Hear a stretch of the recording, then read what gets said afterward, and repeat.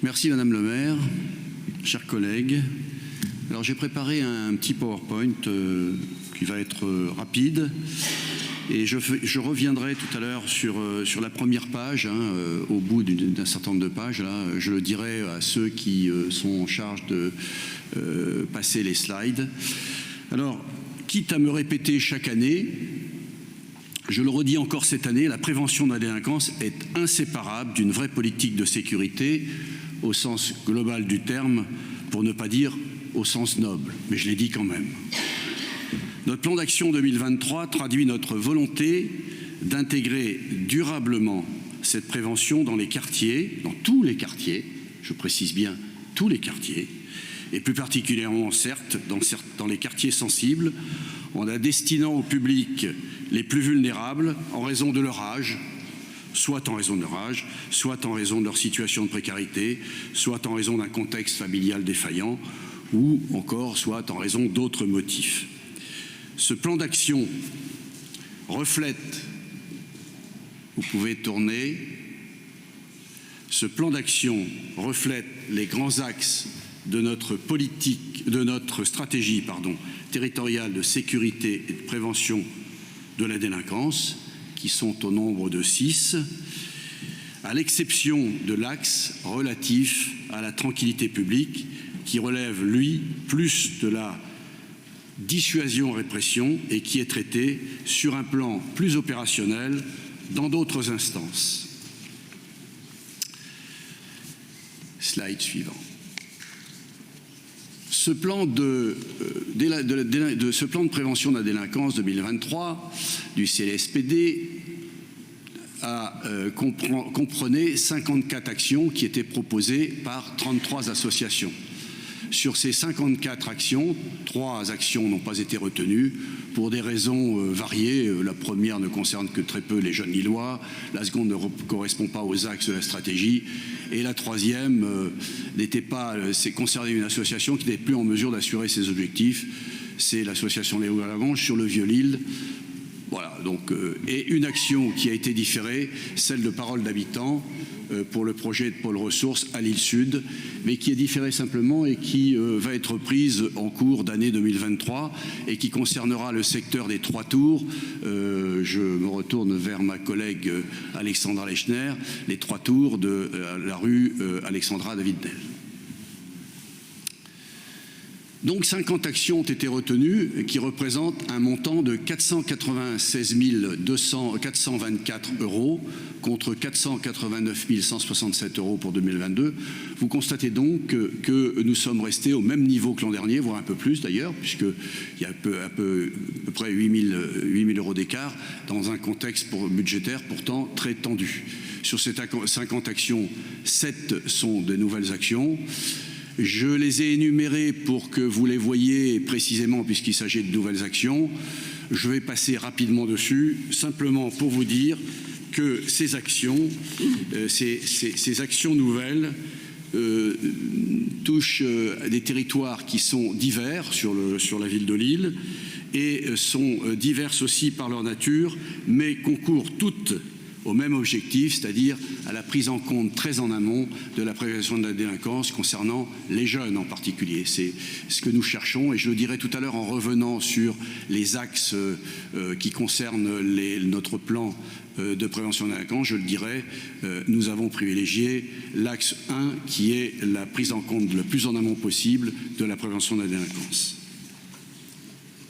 Enfin, sur les 50 actions, 38 sont financées par le CLSPD pour un montant total de 452 574 €,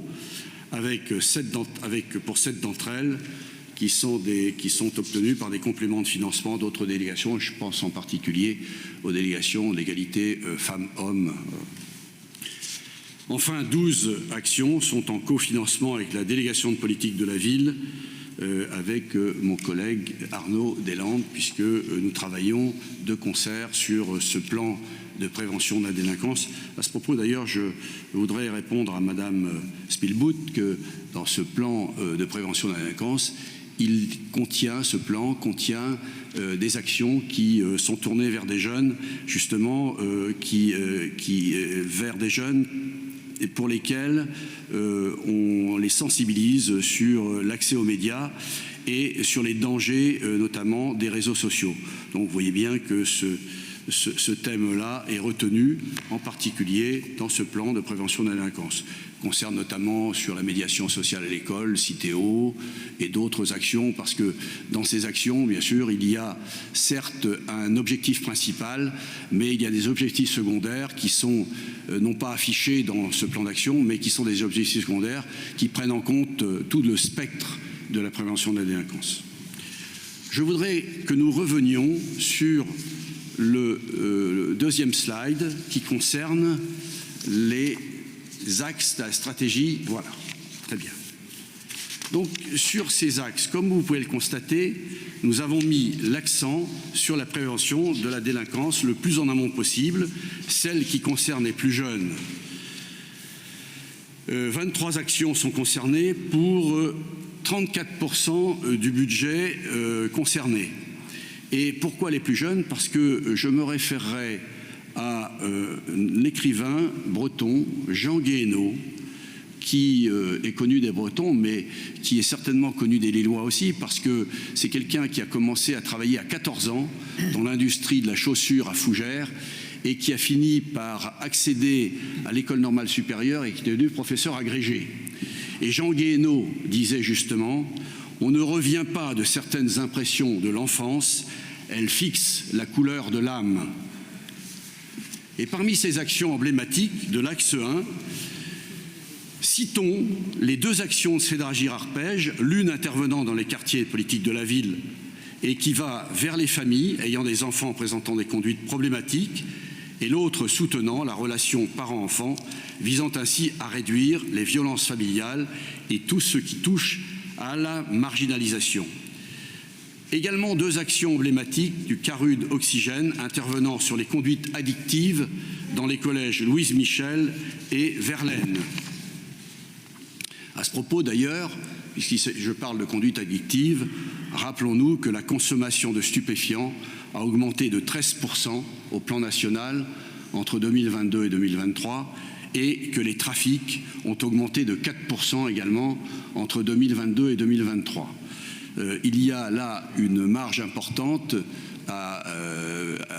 Je m'adresse notamment à ceux qui appartiennent à la majorité gouvernementale pour leur dire que là, il y a quand même un travail important à réaliser dans le domaine du trafic de stupéfiants et que le haut du spectre n'est pas assez pris en considération quand on voit l'état dans lequel se trouvent les ports, les grands ports de France et en particulier le port du Havre.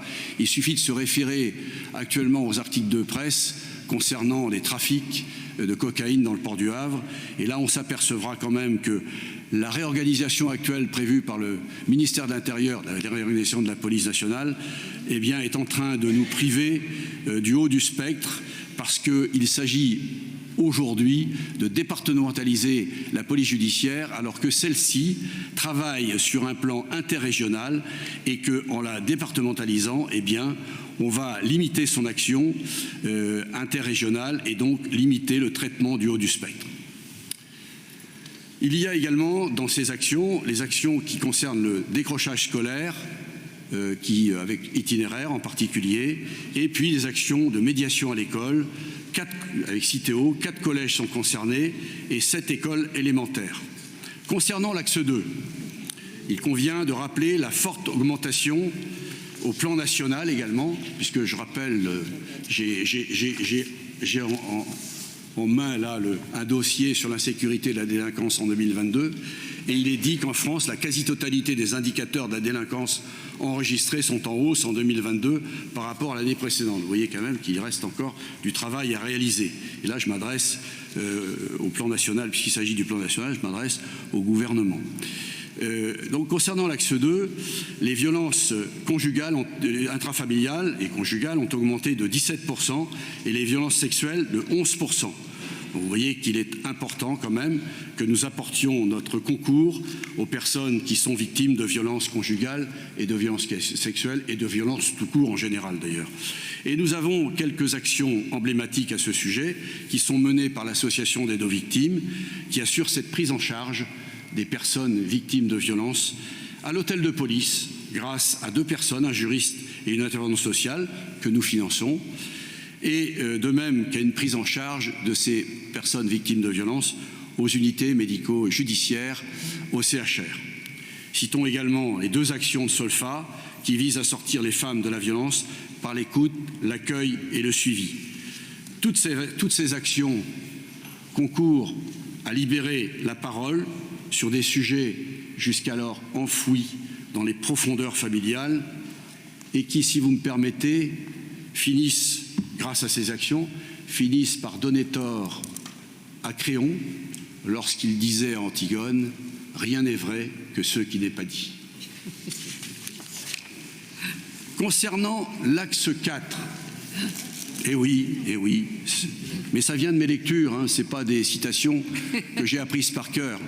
C'est dans mes lectures que j'ai retrouvé, comme quoi les policiers ne sont pas forcément, ils savent lire.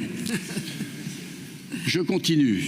Concernant l'axe 4, qui vise la prévention de la récidive, je retiendrai en particulier l'accompagnement des sortants de prison par air libre, qui a suivi 103 personnes en 2022, et pour lesquels le taux de récidive est inférieur à 2%, alors qu'il peut être de 65% sans qu'il y ait de préparation. Vous voyez que là aussi, les résultats sont probants.